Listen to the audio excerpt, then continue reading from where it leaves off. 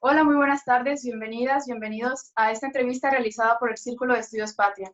Hoy nos acompaña la diputada Wendy Briceño Zuluaga, quien muy amablemente aceptó nuestra invitación para hablar acerca de la Ley de Amnistía, una ley que se aprobó el pasado 20 de abril en el Senado de la República y que reconocemos provocó opiniones encontradas en la sociedad. Por ello, consideramos que es un tema que debe dialogarse y bueno, hoy conoceremos la perspectiva de la diputada. Diputada, bienvenida, muchas gracias por aceptar nuestra invitación. Muchas gracias, Teresita, a ti, a todo el Círculo de Estudios Patria y a toda la gente que va a seguirnos pues en esta entrevista. Bueno, le voy a realizar 4 preguntas en serie, sin Muy bien. espacio entre ellas para no robarle mucho tiempo.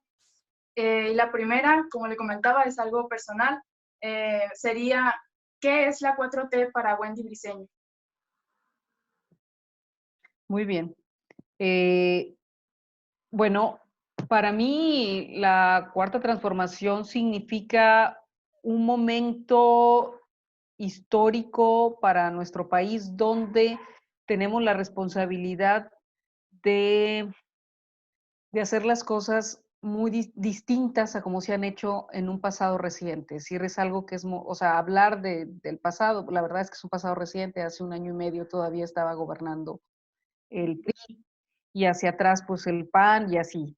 Entonces tenemos la responsabilidad de hacer algo totalmente distinto a lo que se había venido haciendo, porque además es el mandato de la gente. Sí, un cambio de régimen, pero creo que tenemos que discutir muy a fondo qué es lo que entendemos por ese cambio de régimen en lo social, en lo económico, en lo político. Creo que es parte de las bases que ha propuesto sentarlas el presidente, pero además una serie de actores y actoras políticas de manera amplia, junto con el presidente de la República.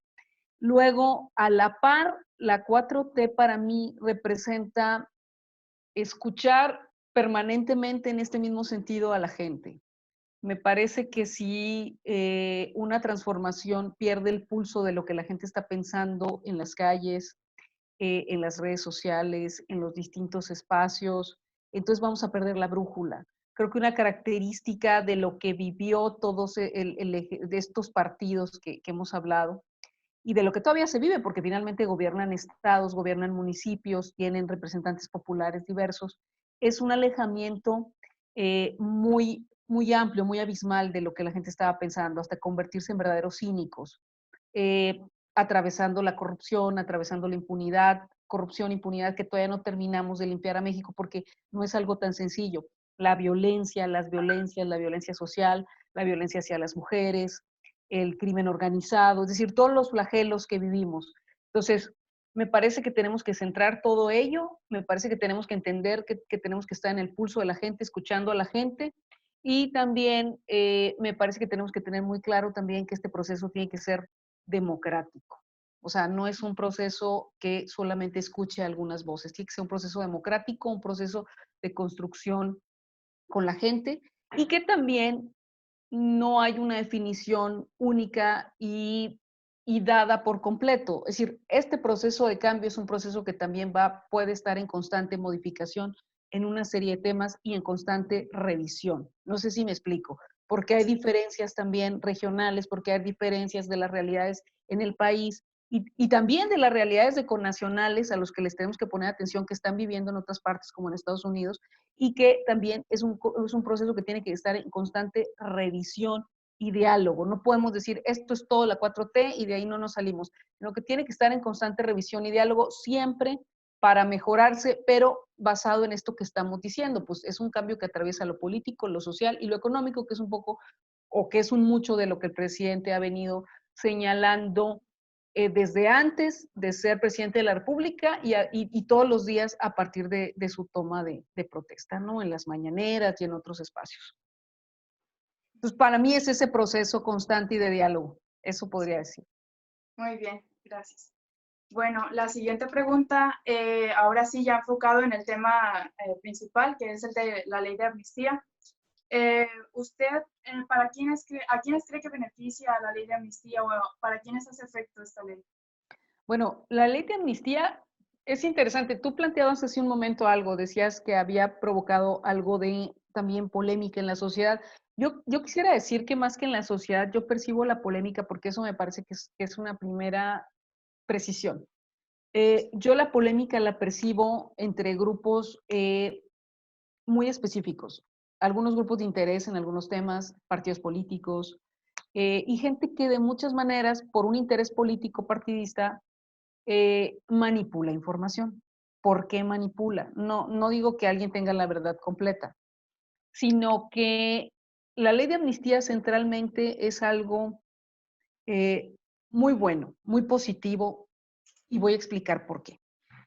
La ley de amnistía, que de hecho nos tocó opinarla, nos tocó hacer un dictamen, pues una opinión en la Comisión de Igualdad de Género, que a mí me toca presidir, por lo que nos pasó por ahí, la analizamos, la discutimos y luego se fue a la comisión que la iba a dictaminar, la Comisión de Gobernación y Población en la Cámara, y luego al Senado de la República, que fue la Cámara revisora, donde ya se aprobó tal como iba de la Cámara de origen, que fue la Cámara de Diputados y Diputadas. Bueno, ¿qué es lo que contempla? La ley de amnistía beneficia a población que esté imputada o procesada o sentenciada. Ojo, con ciertas características, ¿sí? ¿Qué características? Bueno, contempla 5, podríamos decir, delitos o conductas, y estas son las que hay que explicar. Previo a explicarlas, voy a dar unos datos. De acuerdo con la encuesta nacional de población privada de la libertad, la EMPOL, el 88% de la gente que está privada de la libertad es por el delito de robo. Podríamos hacer un análisis más detallado, pero de manera general, solo el 10% de la población privada de la libertad está vinculada a un tema de utilización de arma, ¿ok? Y el 73% no tenía ningún antecedente previo, o sea, no había un antecedente de haber cometido algún ilícito, sí, su primera vez. Entonces, ojo, ¿qué estamos haciendo con esa población? Dejándola ahí, y por muchos casos de delito de robo simple, de una serie de cosas que muchas veces están vinculadas más a la pobreza que a otra cosa. Ojo entonces con estas características. Otra cosa que hay que decir, que lo han estudiado muchas académicas y académicos en México. En México lo que se criminaliza, lo que se penaliza es la pobreza. Si buscamos delincuentes de cuello blanco, si buscamos gente mucho más influyente, no la vamos a encontrar prácticamente en las cárceles. Vamos a encontrar algunos casos y ahora no hay protección. Esa es la diferencia también con la 4T, ya no hay protección.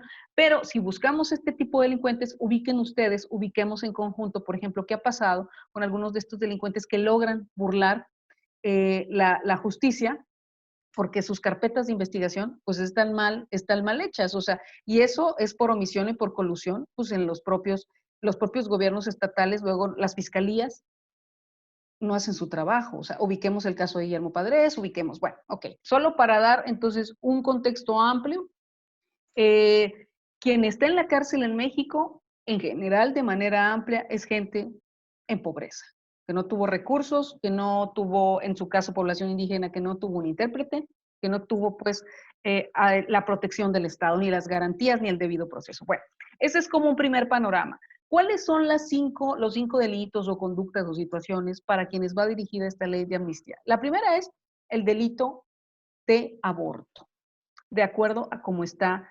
tipificado en el Código Penal Federal, ¿sí? El delito de aborto, y sería pues a favor en este caso de la madre del producto, ¿sí? Que haya tenido el aborto, le llamo madre del producto porque así está en el Código Penal, o sea, la mujer en este caso, algún familiar, ¿sí? Alguna mujer que la haya acompañado, familiar que solidariamente la haya acompañado y que en su caso se le puedan imputar el delito también, algún familiar, o al personal médico, al personal de salud, sean médicos, médicas, enfermeras, enfermeros, parteras, comadronas, en fin, mucha gente que se puede vincular a este proceso de la salud y del parto en atención a las mujeres. Entonces, en primer lugar, el delito de aborto, porque ya basta de criminalizar a las mujeres. Eso es lo primero que habría que añadir. Tenemos entidades como la Ciudad de México, que acaba de cumplir sus 13 años, de interrupción legal del embarazo, ahora la semana pasada, el viernes, y lo que hemos observado es que es una política pública exitosa, 0 muertes maternas. y no es que sea un método anticonceptivo. Bueno, esa ya es otra discusión, pero en primer lugar, el delito de aborto está contemplada en la ley de amnistía. Luego, vinculada a este mismo delito, está el homicidio en razón de parentesco. ¿A qué nos referimos? ¿Por qué metimos este delito? Porque a muchas mujeres, en algunas entidades federativas, recordemos que esta ley está pensada también, aunque es una ley federal y que tiene que aterrizar en los estados, está pensada para las realidades en los estados y que los estados la tienen que homologar. Entonces, el delito de homicidio en razón de parentesco es porque muchas mujeres no las apresan, no las aprenden por aborto, sino que le encuadran en otro delito, ¿sí? El delito de homicidio en razón de parentesco. Como si se tratara pues, de un hijo, de un sobrino, de alguien nacido, de alguien que está vivo, que ya tiene como, es decir, que estamos pensando en otro tipo de sujeto al hablar del homicidio en razón de parentesco, de otro tipo de pariente, bueno, pues las encuadran en ese tipo de delito, no las meten por aborto. Entonces, nosotras metimos el delito de homicidio en razón de parentesco, que vendría siendo a mujeres que en realidad en el transcurso del embarazo, por alguna situación, abortan o abortan espontáneamente y les quieren fincar responsabilidad, en fin, tiene que ver con el aborto. El otro delito es delitos contra la salud, pero, y en este caso estamos hablando en concreto, por ejemplo, de lo que tiene que ver con sembrar eh, una vegetales, plantas, que en su momento se van a convertir en algún tipo de narcótico estupefaciente, ¿no? Entonces, ¿qué atraviesa todo esto? Bueno, campesinas y campesinos, donde haya habido coacción y que pues obviamente que esté en una situación de vulnerabilidad, gente en extrema pobreza que haya sido violentada, donde haya habido violencia, pues amenazas para que lo hagan, mujeres vinculadas a parejas que también las obligan en este, vamos a decir, en este entramado que tiene que ver con la venta, con la siembra, con todo este entramado de lo que tiene que ver con los estupefacientes y los narcóticos, mujeres en ese contexto de violencias, población indígena también. Cuando se compruebe pues que hay esto, sobre todo, pobreza y violencia. Entonces, delitos contra la salud en este contexto, también gente que en su caso haya comprado para consumo personal y se haya excedido hasta en 2 tantos de lo que debería, siempre y cuando se compruebe que no fue para venta ni para su distribución. Entonces, esos delitos en esas características. El presidente ya lo había dicho, a los campesinos, a las campesinas, a la población indígena, a toda la gente que está en pobreza, hacia ellos va esta ley de amnistía, ¿sí? La cuarta situación es población indígena que se compruebe que no tuvieron en ningún momento asistencia del Estado mexicano en su proceso. No hubo intérpretes, no hubo intérpretes y no tuvieron defensoría de oficio, o en su caso pues fue bastante deficiente, como suele pasar, como en muchos contextos puede pasar. Entonces, ahí también está esta consideración de la ley de amnistía. El quinto es robo simple, siempre y cuando no haya habido violencia y no conlleve una penalidad de 4 años o más, ¿no? Robo simple bajo estas características. Y el sexto tiene que ver con el delito de sedición. ¿Y qué es el delito de sedición? Bueno, es lo que tiene que ver con los presos políticos, ¿no? La gente que luego llevan por dar su opinión, por considerar la que están poniendo en riesgo, vulnerando el orden de la vida institucional. Ese es el sexto. Ojo, con este delito de sedición no debe estar vinculado con casos de terrorismo y no debe de mediar violencia, o sea, que haya habido, pues, por ejemplo, que haya muerto alguien, que haya habido violencia, en fin. Entonces, digamos que estos son las 6 situaciones, conductas, condiciones para que aplique la ley de amnistía. ¿A quienes no les aplica la ley de amnistía? No les aplica a quienes estén en los supuestos, a quienes sean reincidentes, ojo, quien ya reincide. Por eso decíamos cuánta población, es interesante saber cuánta población llega por primera vez. 73% de una población de casi 200,000 personas a nivel nacional presa. Entonces, ¿a quienes no? A quienes sean reincidentes, A quienes no, a quienes estén en los supuestos del artículo 19, que es el catálogo de los delitos graves, como por ejemplo homicidio, feminicidio, abuso de menores, violación, corrupción, venta de los, tráfico de los combustibles, lo que se denomina o se conoce como el huachicol, y una serie, robo a casa habitación, que quedó dentro del catálogo de los delitos en la discusión que tuvimos el año pasado del artículo 19. Entonces, nadie que esté en los supuestos del artículo 19, secuestro, ¿no? La privación de la libertad, secuestro absolutamente no. Entonces, pues no aplica por eso me refiero a que hay gente interesada en poder desvirtuar la información, porque si observamos a quienes se está yendo orientada a la ley de amnistía va a una población que ha sido vulnerada en sus derechos de muchas maneras y olvidada por el Estado mexicano también de muchas maneras. Eso en términos generales. Muchas gracias, muy completa y muy globalizada la perspectiva, ¿no? La tercera pregunta, bueno, pasamos rapidito, es ¿cómo se ajusta esta ley a los principios de Morena? Está un poquito combinada con la primera, ¿no? Sí, mira, es totalmente coherente, es totalmente, digamos, está en esa línea, en esa sintonía de propuesta, de proyecto, de plataforma de Morena, porque Morena plantea, pues, primero, pues, hay algo que se ha sostenido y que ha sostenido el presidente de la República, que es parte de la plataforma, que es poner en primer lugar a la gente en pobreza, ¿no? Primero los pobres, dice el presidente. Luego, poner en el centro a la gente que ha estado vulnerada en sus derechos, a la gente que ha sido víctima, ¿no? A la gente que ha sido víctima, gente inocente, que esté en las cárceles, gente empobrecida, lo que estamos diciendo. Mujeres violentadas, pueblos indígenas, es decir, poner en el centro a toda la gente que se ha visto vulnerada por un México que ha sido sumamente desigual.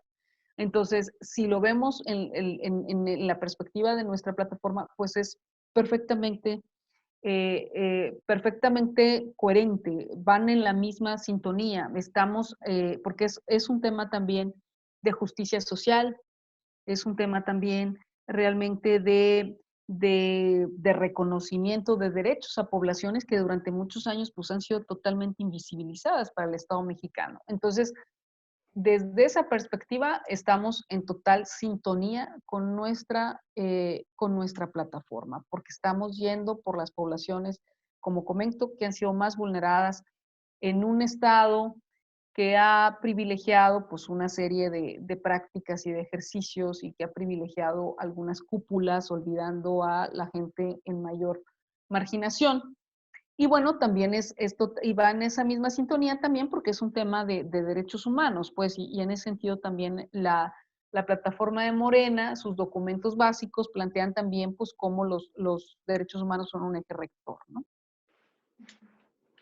Bien. Y la última, la pregunta número 4, es ¿por qué se decidió legislar esta ley en tiempos de COVID-19? Y es que se ha generado alguna polémica pensando como si se enfocaran en temas distintos, ¿no? Pero pues ya depende De de la la óptica. visión que tenga cada ciudadano. Sí, bueno, depende de la óptica y a veces depende también de los intereses, por lo que platicábamos, de a quienes les ha interesado desvirtuar esta información. A mí me llama mucho la atención que haya gente como interesada en desvirtuar esto, eh, porque es algo benéfico, como les comentaba al principio. Eh, y aquí algo nada más, antes de entrar a la respuesta, algo muy importante es decir, bueno, ¿y cómo va a salir la gente? Bueno, la gente, hay un tiempo para que todo esto se lleve a cabo a través de una comisión ejecutiva que va a denominar el Poder Ejecutivo. Pero lo más importante, la clave aquí está en que los estados empiecen a legislar. Cada estado debe de tener una ley de amnistía. Entonces, en el caso de Sonora, tenemos que hacer un llamado a los legisladores de Sonora, las y los legisladores de Sonora que hagan su ley de amnistía, y así en cada caso tiene que haber una ley de amnistía. Y entonces eso va a poder hacer que más gente se vea beneficiada con esta amnistía, ¿no? Bueno, ¿por qué legislar en este momento? Bueno, sí hubo un llamado también del presidente de la República y un compromiso del Senado, porque en tiempos de COVID también se hace necesaria una revisión pues, de la población en cárceles. Yo creo que se tiene que garantizar no solamente, si pensamos en quienes estamos pues afuera, pensamos en quienes tenemos a salvo nuestros derechos, y entonces pensamos en estar en casa y en resguardarnos lo más posible, pero siempre hay mucha población que no puede llevar a cabo esto como tal. Hay, afuera mismo, pues hay una población que no se puede parar o que tiene que buscar cómo sobrevivir su día a día. Pero también en los centros penitenciarios hay una población que de muchas maneras pues también está vulnerada porque pues, se pueden hacer contagios pues, y casos delicados. Entonces, en este caso, buscando un poco como, primero, no detener algo que tiene que ver con derechos humanos, que a mí me parece eso sumamente positivo porque tiene que tener prioridad.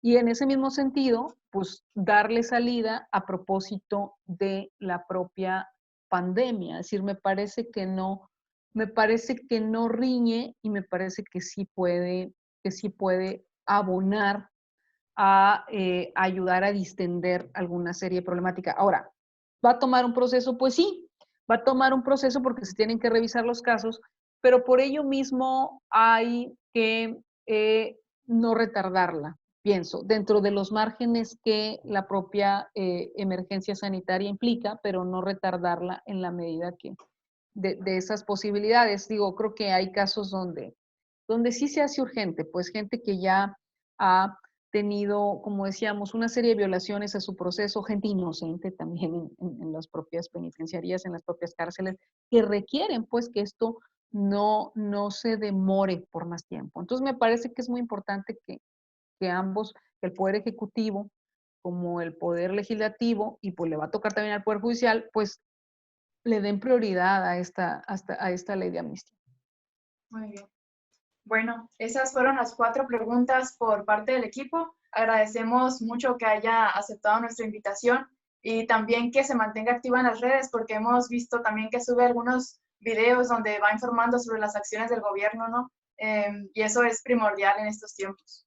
Sí, les agradezco yo a ustedes, a Patria, a ti en lo particular y a todo el equipo.